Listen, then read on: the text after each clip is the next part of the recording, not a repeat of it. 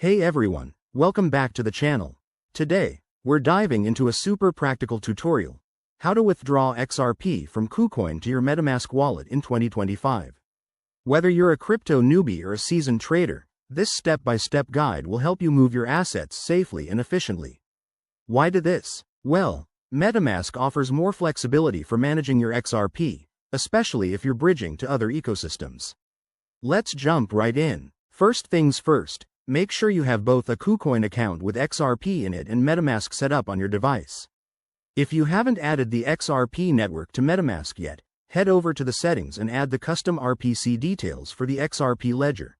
That's crucial for seamless transfers. Step 1. Log into your Kucoin account.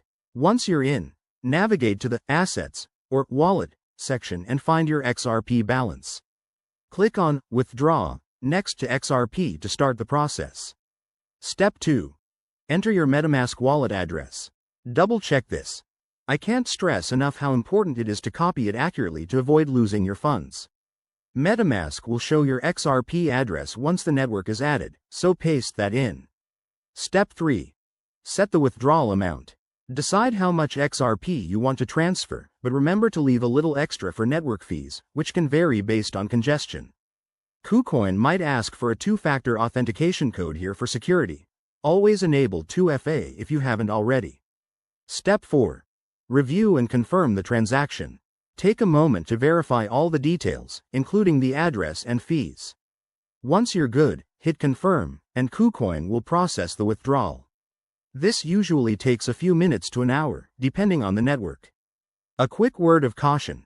Crypto transfers are irreversible, so always use the correct network. XRP isn't on Ethereum, so ensure you're not mixing that up. Also, keep an eye on any minimum withdrawal amounts set by Kucoin. And there you have it.